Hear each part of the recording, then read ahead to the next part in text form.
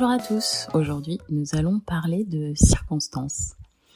J'aimerais faire un épisode dédié à ces circonstances de la vie parce que je pense que vous m'entendrez souvent me référer à ce terme. Donc justement, ce sera un petit peu un épisode définition qui vous permettra de comprendre mon langage et qu'on puisse se parler, en parlant la même langue.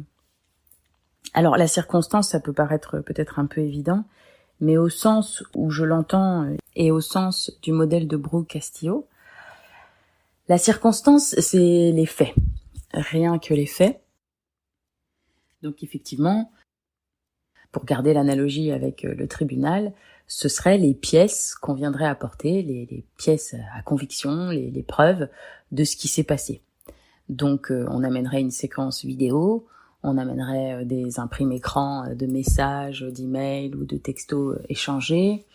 Si on a un enregistrement audio de la voix, on amènerait ces preuves-là.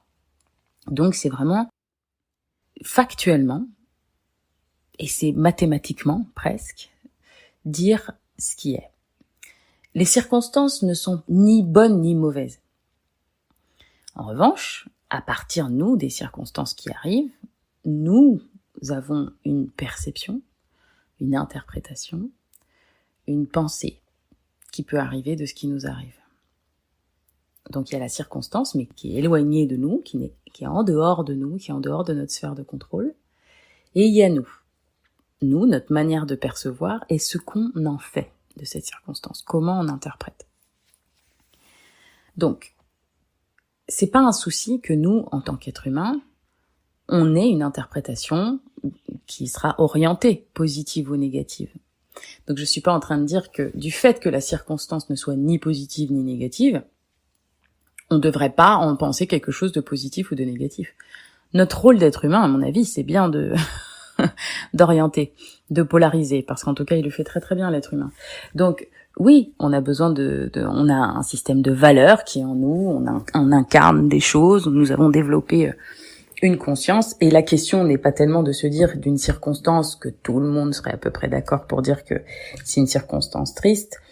La question, ce ne serait pas de se dire, mais alors pourquoi finalement nous, on fait ça ? Pourquoi notre cerveau nous propose que ce soit pas une bonne nouvelle ? Mais en fait, c'est une très bonne chose, parce que on ne fait rien par hasard, et si notre cerveau décide que c'est quelque chose de négatif, c'est qu'il y a une raison à ça, et que ça peut être très bien de se réconcilier avec le négatif, même si ça fera l'objet d'un autre épisode. Donc pour le moment, j'avais envie d'en revenir à la circonstance. Donc les faits, rien que les faits. Les circonstances sont froides dans le sens où elles sont mathématiques, elles ne sont pas fun, elles ne sont pas rocambolesques. Donc ce que j'aimerais là que toi tu fasses dans ton cerveau, c'est que tu t'entraînes à voir les circonstances de ta vie et à les détacher de ce que toi tu en penses. Le problème aujourd'hui, c'est que on se balade tous, on vit des multitudes de circonstances qui s'accumulent autour de nous. On se lève le matin, dans une journée, on rencontre un nombre assez incalculable de circonstances, et notre tête fait une sorte de gros sac mélangé de ce qui est, de ce que nous en faisons. Et c'est pour ça que c'est extrêmement important de définir et de comprendre ce qu'est une circonstance, pour que, quand je vous dis revenez-en aux circonstances, on puisse créer cet espace. Donc on va dissocier ce gros gloubi-boulga de pattes entremêlées, et on va commencer à les dérouler les fils, et à dire d'un côté on va faire le tas des pensées, et de l'autre côté on va faire le tas des circonstances. Ça crée un espace, comme je dis, entre ce qui est et ce que nous on en fait. Et il se trouve que cet espace est vital. Nous avons besoin de créer une distance entre ce qui est et nous.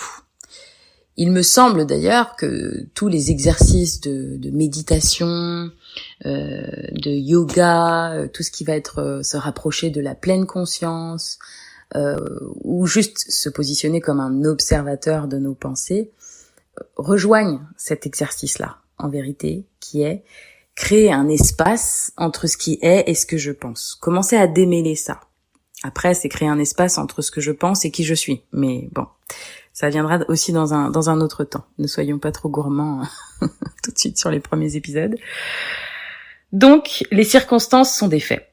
Donc aujourd'hui, il nous arrive des tonnes de circonstances. Là, la survenue de ce podcast, d'ailleurs les mots que je suis en train d'utiliser dans tes oreilles, ce sont des circonstances pour toi.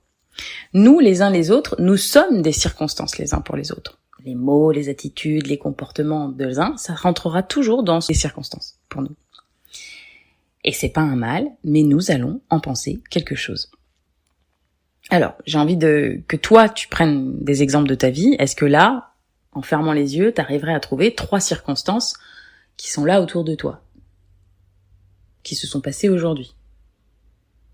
Ou si tu m'écoutes très très tôt, qui se sont passées hier.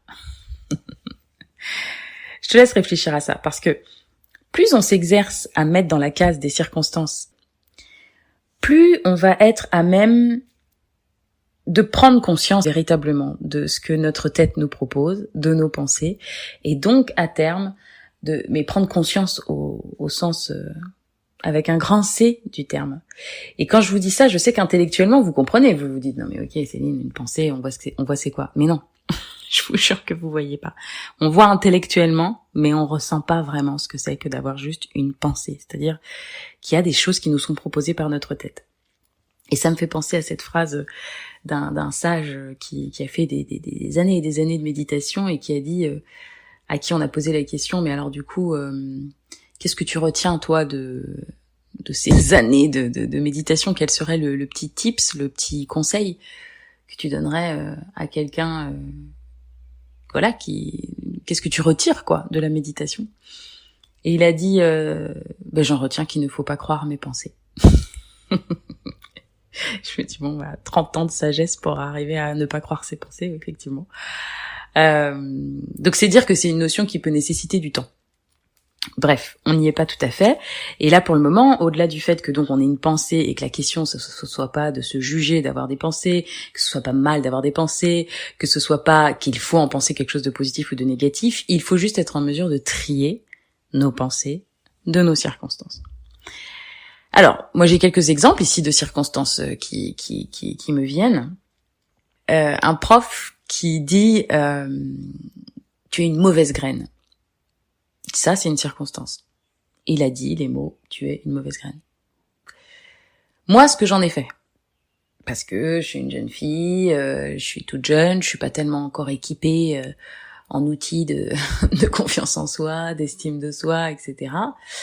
Bon, déjà, je me dis, si ça vient de la parole d'un adulte, avec une figure d'autorité, etc., c'est que ça doit être vrai. Donc, ça va semer en moi l'idée que je suis peut-être une mauvaise graine. Alors que le fait que la personne ait dit que je suis une mauvaise graine ne disait absolument rien de moi.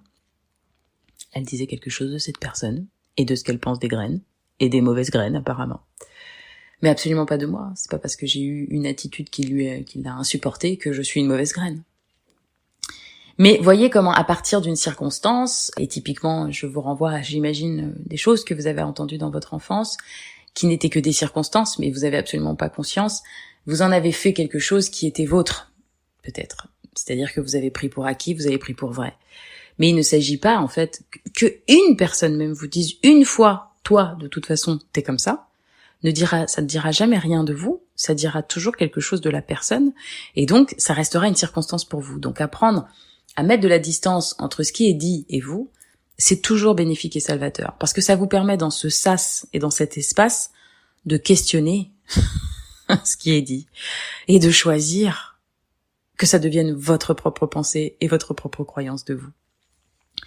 Donc, dans les circonstances, on peut pas mettre mon insupportable collègue. Voilà, mon insupportable collègue, ce n'est pas une circonstance.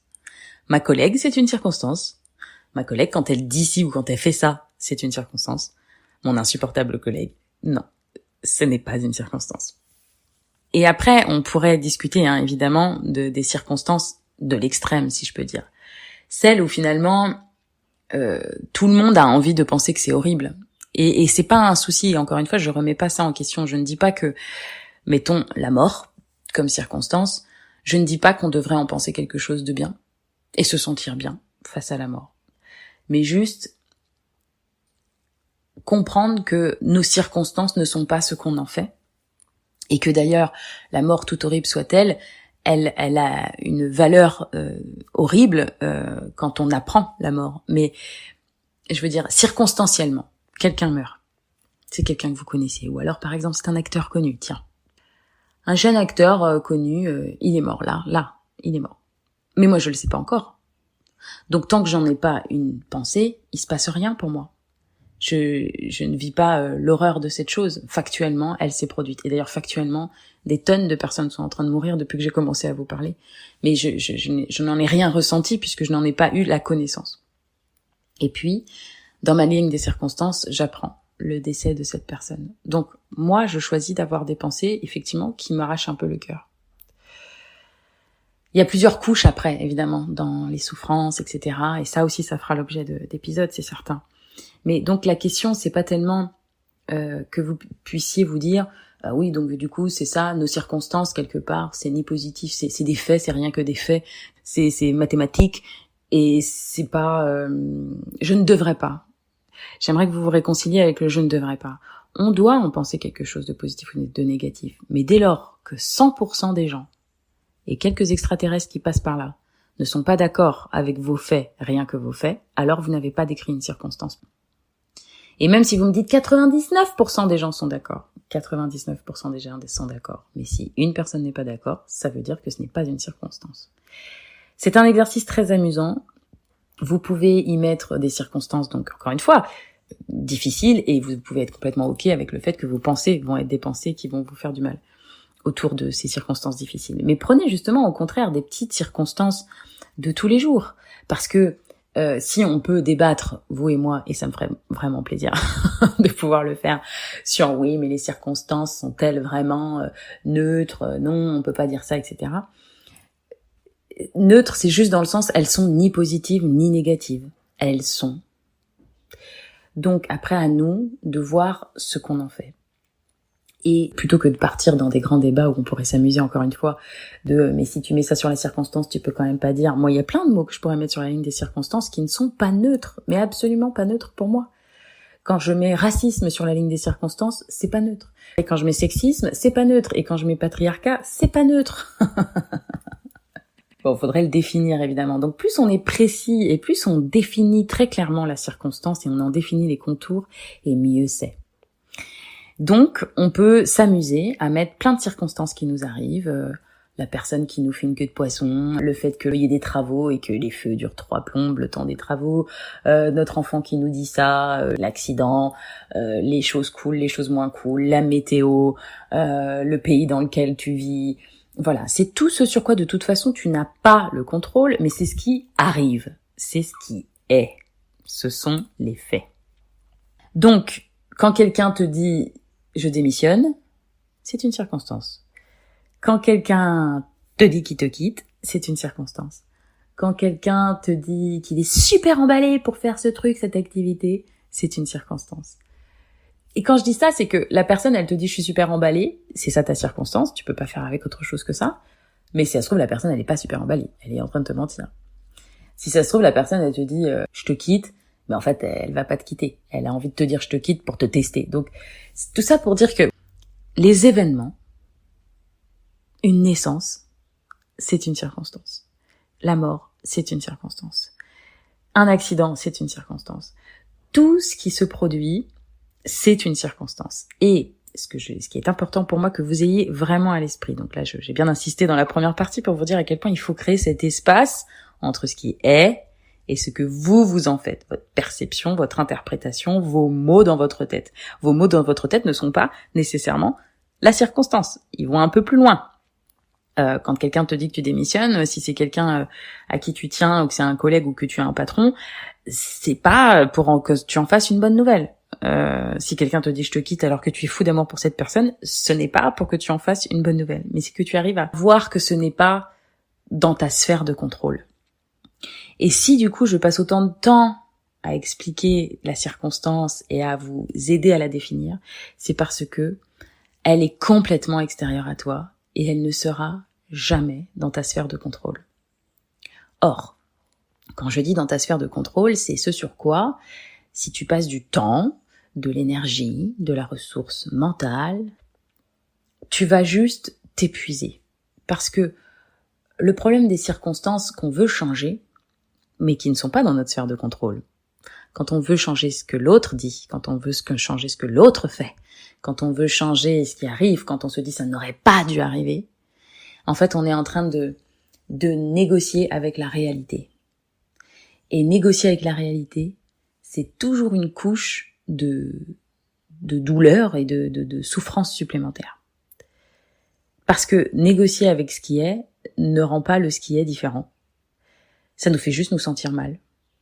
Donc, on peut se sentir mal, niveau 1, qu'une personne nous quitte, qu'une personne ne soit plus là, qu'une personne... Voilà. Et on peut d'ailleurs trouver de la même manière qu'une naissance, c'est une très bonne nouvelle et en être le plus heureux. Mais pour d'autres personnes, il y a des naissances qui sont pas des bonnes nouvelles.